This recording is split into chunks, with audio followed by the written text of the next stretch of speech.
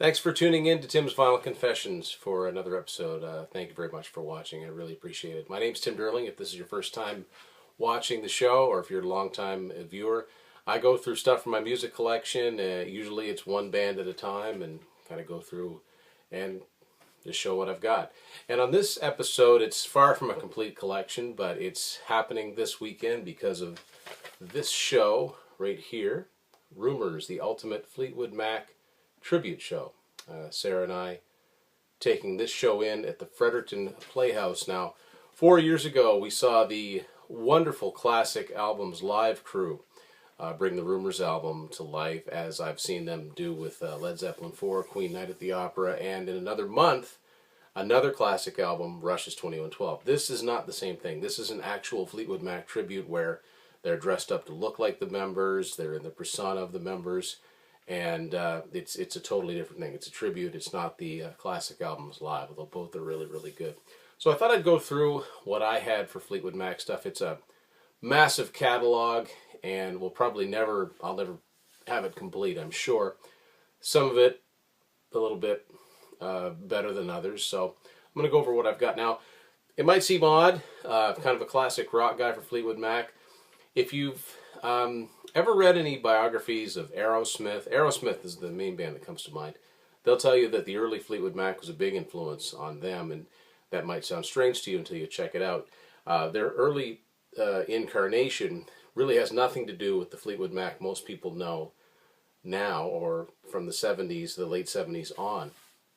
The only constant throughout all of their lineup changes have been the two guys that gave the band its name, drummer Mick Fleetwood and bassist John McVie, Fleetwood Mac. And when they first started, they were just a straight-ahead blues rock band, led by a guy, a guitar player and singer named Peter Green. And I was always curious to hear some of that early stuff, because I'd even hear guys like Jimmy Page talk about Led Zeppelin. And a couple of years ago, off of Amazon, I picked up this compilation CD, The Best of Peter Green's Fleetwood Mac. This is actually a European release on Columbia Sony. And so I mentioned Aerosmith already.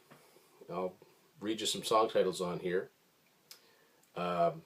Rattlesnake Shake. Now, if you're a Skid Row or Motley Crue fan like I am, automatically you're thinking of different songs.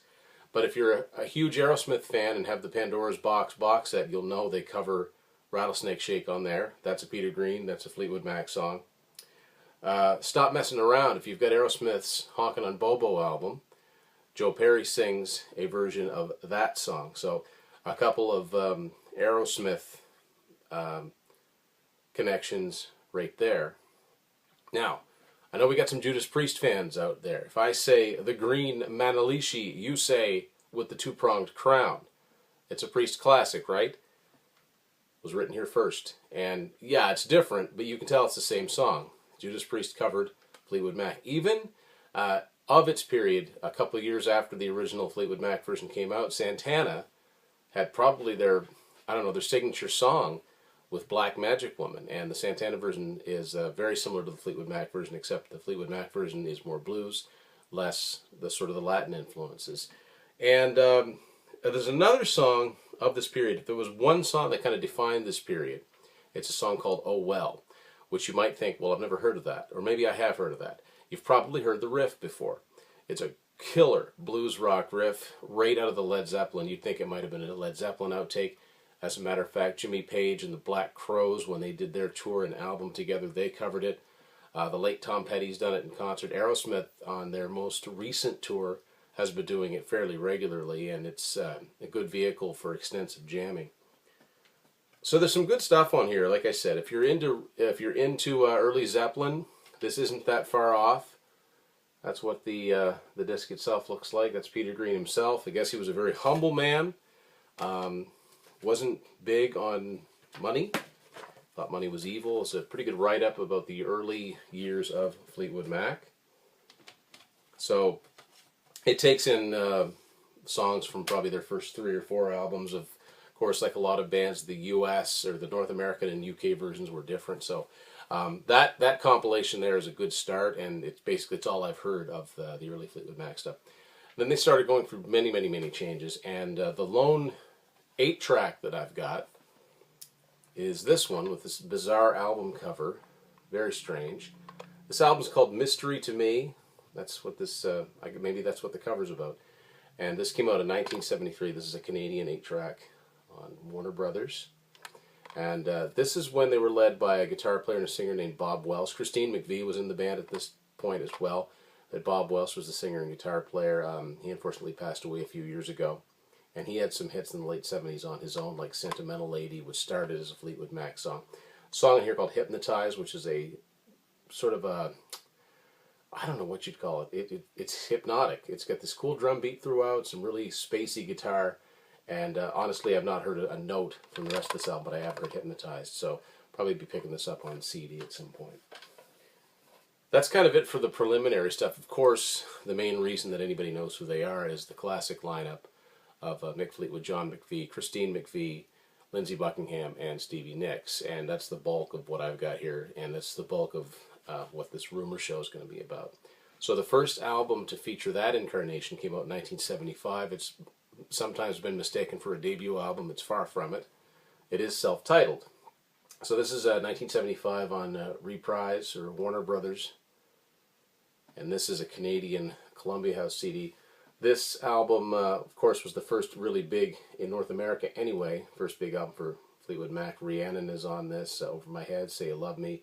Landslide, which became better known years later. Their early albums were really big in the UK, and they had a ton of European and British hit singles as well. Very 70s, and it says lyrics and credits inside of it.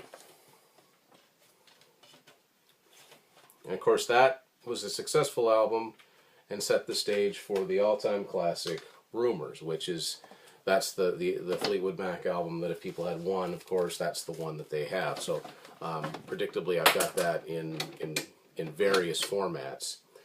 And first and foremost, this is Tim's Vinyl Confessions. This is the vinyl version of it. This is a Canadian version. Back cover. And the inner sleeve. Actually, this one's kind of a different setup. It doesn't quite hold the record. This is what the record itself looked like. It had the Warner Brothers Burbank. I call it the Burbank logo with the palm trees. And the inner sleeve, like this, pictures on both sides. And when you open it up, this is all cardboard. It's got all the lyrics and another photo. I'm not done with the Rumours related stuff though. CD. This is a fairly new CD pressing of it, although it's not a remastered and it's not like a anniversary edition of it. It's just the standard 11-track CD. I kind of like the disc. It's just all white there, and I like the font that they used. Same pictures that you saw on the back of the record, and lyrics and credits, and they use a penguin. It's a penguin sort of mascot that they use. They actually had an early album called Penguin. And one more thing, I've got a few of these series that UK did. They did in the UK, and Eagle Rock Entertainment put out this classic album series. Not to be confused with Classic Albums Live.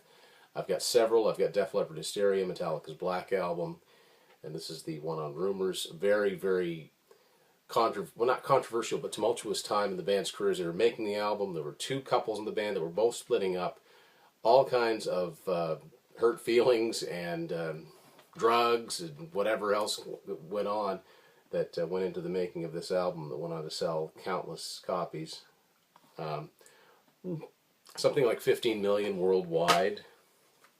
And this is, as all of these classic album series recommended, even if you're not into whoever it is, they're well done and they give some insight that you would not normally have. And when you go back and listen to some of the music, you're like, oh, that's the part that they were talking about. So, well worth picking up there. Next up was the follow-up to Rumours. It was originally a double record set, at the time one of the most expensive albums produced. The very experimental Tusk, and it came out in 1979. The dog on the cover belonged to either Ken Calais or Richard Dashut. belonged to one of those. It was their dog. This is a 2015 remastered edition. When this first came out on CD, CDs didn't hold as much, and it was spread across a 2 CD set. Some really odd stuff on here, but of course there's some really good stuff as well.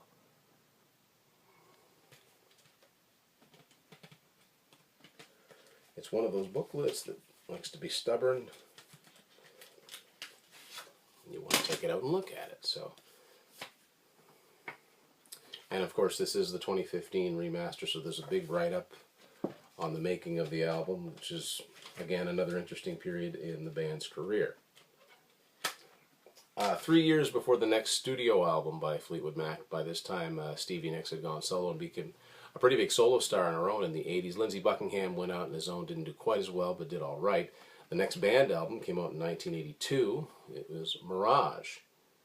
Not quite as successful as the previous two, but not quite as successful, probably still meant 3 million. This CD is actually a German version, which looks the same as a North American one, except it's got these extra numbers in the front, not that that really matters.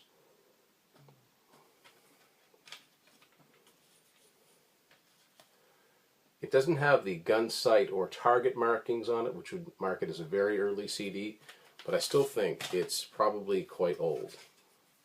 And again, the penguin mascot. Full band, once you pull the whole thing out. After that, there was a 5-year gap before the next Fleetwood Mac album. Came out in 1987. Another album that's recently celebrated the 30th anniversary, Tango in the Night. This is a Canadian Columbia House version on Warner Brothers. And this is the inner sleeve looks like. And the record itself, on one side, Warner Brothers did this a lot. Had that shot, and then it had a other side and this side listing all the song titles. Van Halen's done that, David Lee Roth's done that, so it must have been something that Warner Brothers were into doing.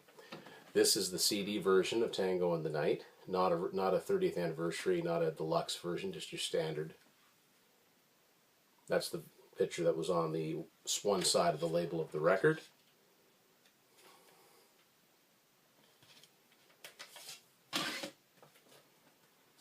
And it's just got your lyrics and credits in it. Of course, at that point, what does a record label do but put out a greatest hits album? So this came out in 1988. Apparently, and I don't have it, this was one of the very, very last albums to be released by a major label on 8-track through Columbia House and RCA Music Service. Seen pictures of it. Would love to track down an 8-track from 1988. So this came out, good overview, single disc overview, but as good as you're going to get. Did have a couple new songs on it. Now by this point, Lindsey Buckingham had left the group. He was replaced by not one but 2 guitarists. Took 2 guitarists to kind of replace him, Rick Vito and Billy Burnett. And that was a 6-piece lineup that lasted probably about 4 or 5 years at that point. There is a write-up on the group and, well, basically a concert review. And talks about most of the songs that appear here. Now that lineup only lasted for one studio album. It came out in 1990 called Behind the Mask. This is not the band, it's just some random people for some reason. And this is a Canadian version on Warner Brothers.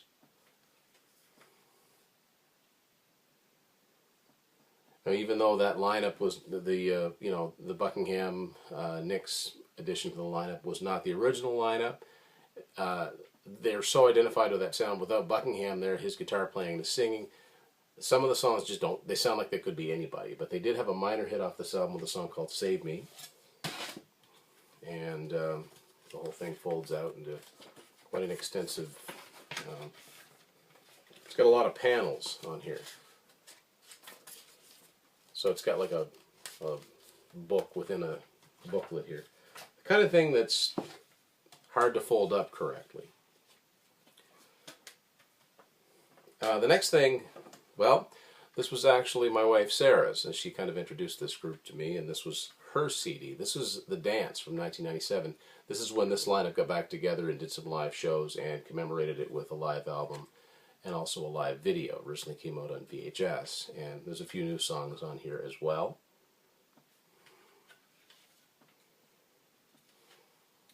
And this is a Canadian Columbia House edition.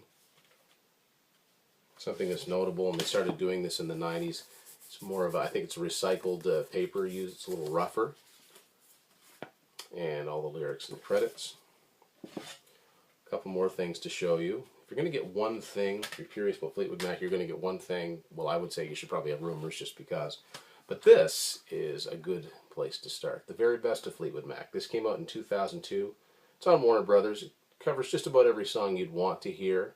Doesn't have any of the early blues stuff, though, so if you really wanted to get into that, I'd recommend that Best of Peter Green that I showed you at the beginning of this. So it's a 2 CD set, like I said, just full of great tunes, and there's a write-up in here.